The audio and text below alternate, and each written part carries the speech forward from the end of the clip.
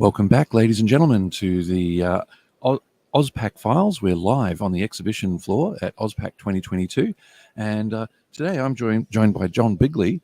And John, you're our first interview for the day, and you're from Zipform. How are you going? Good, thank you, Grant. I'm very well, thanks. Excellent. Pleased to be the first one. Great. Yeah.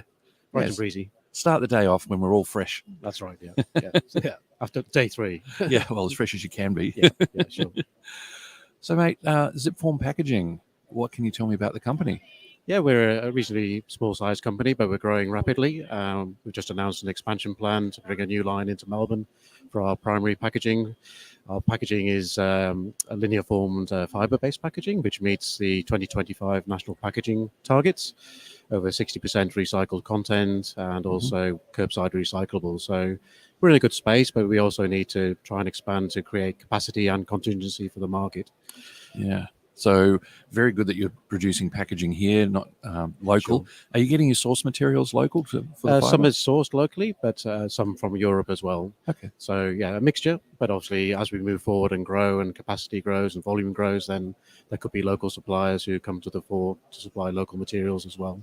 But certainly, an Australian manufacturing base is very important, and that's come out in some of the conversations we've had with visitors to the stand, so that's been really good to talk about. Yeah, the concept of a sovereign industrial capability, it's not just for defence, it's everywhere. Exactly, yeah. I mean, to invest in manufacturing at the moment is a good thing, I think, and certainly we'll be creating some jobs in the Melbourne area as well, a few jobs. So it's a fairly automated line, but we're looking forward to having that line up and running in the first quarter next year.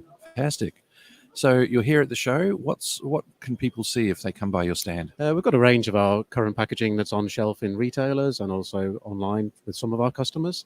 We're showcasing the 2 World Stars that we won last year. We haven't got the physical award yet. We didn't get to Milan, but we won an award for a reuse and recycle concept called our Pump.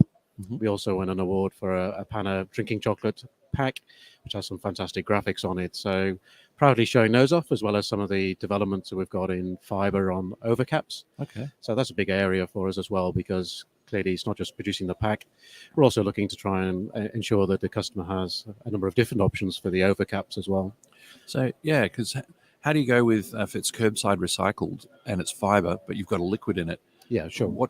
So you've got recyclable interiors that don't have to be separated and things? Yes, I mean, our pack is, the process itself is that 4 layers come together with water-based glue.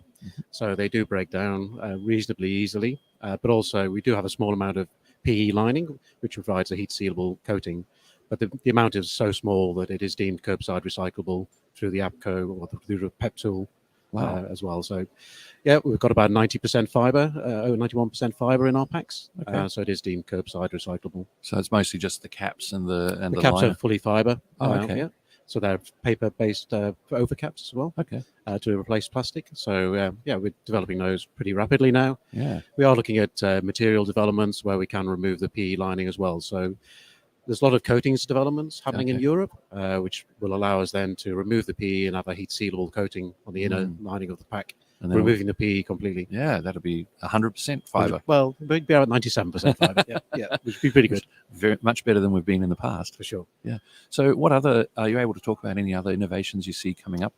Yeah, sure. I mean, I think the coatings is the main one. So we also have a little bit of alloy foil in the pack, which provides a really good barrier for products. So we can hold liquids in our packs. We have an ovenable spec, which has dual ovenable capability with microwave and conventional oven. So we can have packs for soups, etc. So there's a lot of different recipes of materials that we can use for different products. Okay. So that's an exciting area. But the coatings, probably development is the main area. That we're really focusing on to over the next couple of years, really to drive up the fibre content of the pack. Okay.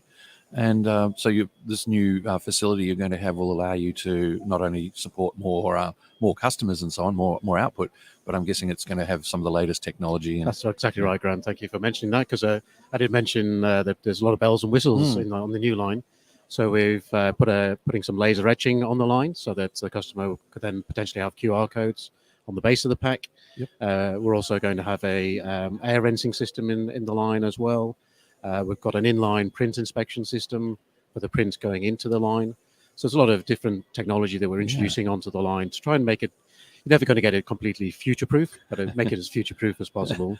But the The plant that we're going to be designing will have the capability to have 2 production lines within it.